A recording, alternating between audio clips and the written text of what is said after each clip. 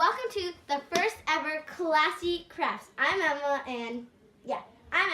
and for this first amazing video, we will be having a guest, Sophia, and here she is now. Hi, Sophia. Sophia, tell me, how does it feel to be on this show? It is awesome. I want everyone out there to know that they should like, they should subscribe, and they should comment down below what craft we should do next.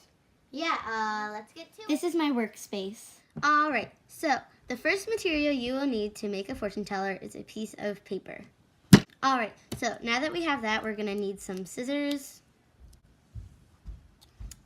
and something to write with.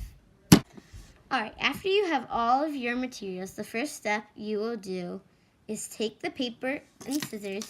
If you don't have a square piece of paper, you need to make a square piece of paper. So if you don't know how to do that, you're gonna fold a triangle into this piece of paper.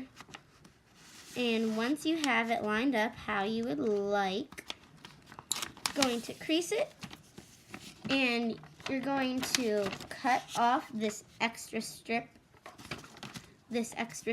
right here, and then you will have a square. So I'm gonna do that. So after you have your square piece of paper, if you made a square piece of paper, you would have already had this fold line. So then you're gonna fold. Remember, it's okay if your paper has the crease line in the middle. That won't affect us later on. Continue. All right, so you're gonna make sure you have a crease line going both ways because that's actually helpful. And you're gonna take each corner and you're gonna fold it into the center. Now sometimes the paper, since if you did make your own square, it might be a little uneven, but that's okay because you don't need a perfect square for this. It's just nice to have a perfect square. But once again, nobody and nothing is perfect. So after you have folded all of the center in like this, you're gonna flip it over and you're gonna do the same thing again for the other side. Each time you're making a smaller square or a diamond, each time you fold in the corners.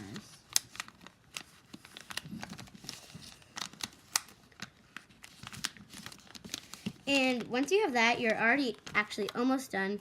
You're gonna take it and fold it in half. It doesn't matter what way. And this next step is optional. You don't have to do it, it just helps me. You can fold it in half again, but then you're gonna unfold it.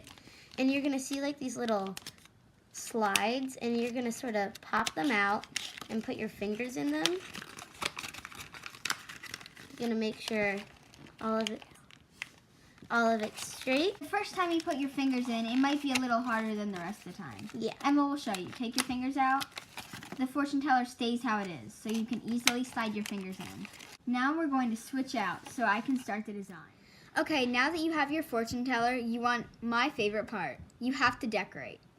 To decorate, you can push it back into that square position that it started off as, like this.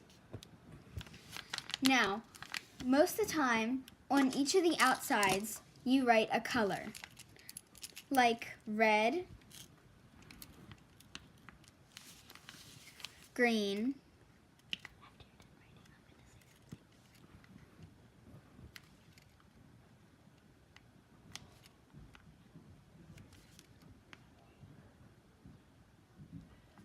blue, or yellow. And you do not have to do any of these colors specifically. It doesn't matter what color you pick. And sometimes you don't even need to write the color. You can just color in a dot. You can use anything. And that's the first step. Animals, customize it however you would like. Now open it up. Once again, use whatever you would like, but for the sake of this video, we're going to use numbers. You're going to write the numbers on each of the smaller triangles. Yes. There will be 8 in total. When you finish, you should end up with something like this.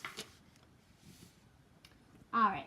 Now the next step is to write the fortunes. How you write the fortunes, Sophia will show you. Open it up.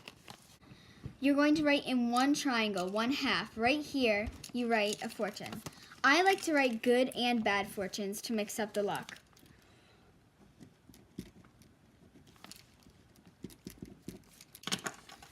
See how when I did this, I did one bad and one good? You can fill your fortune tellers with all good or whatever you want, but I find this makes it more interesting. Go around filling in each fortune until your fortune teller is complete.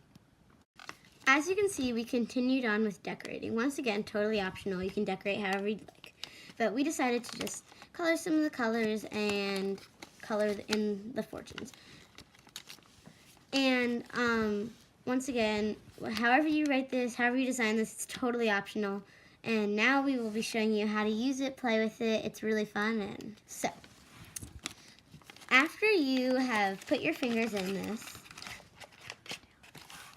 after you've put your fingers in this, you're going to ask the person your colors or whatever you choose to put. I'll be asking Sophia, and Sophia, would you like green, yellow, pink, blue, or red? I'll take blue. So then you spell B-L-U-E. And then you look at the numbers on the inside, which in this case are 3, 4, 7, or 8. Sophia, which one would you like? 7. And then you go 1, 2, 3, 4, 5, 6, 7. And then you look at the numbers again. 11.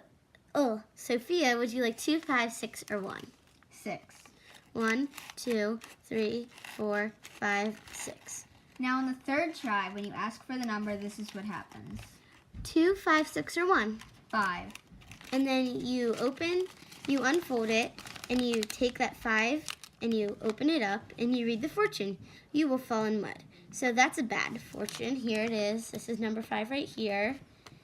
And then you can do it as many times as you want. It's really fun. I personally love these. They're fun craft to maybe have at school, play with during recess, and yeah. So this is how you make a fortune teller. Hope you enjoyed. Thank you guys so much for watching this Classy Crafts video on a fortune teller. I hope you enjoyed. Me too. And don't forget to hit that subscribe button. Comment. And hit that big thumbs up. Thanks for watching. See you guys next time. Stay tuned.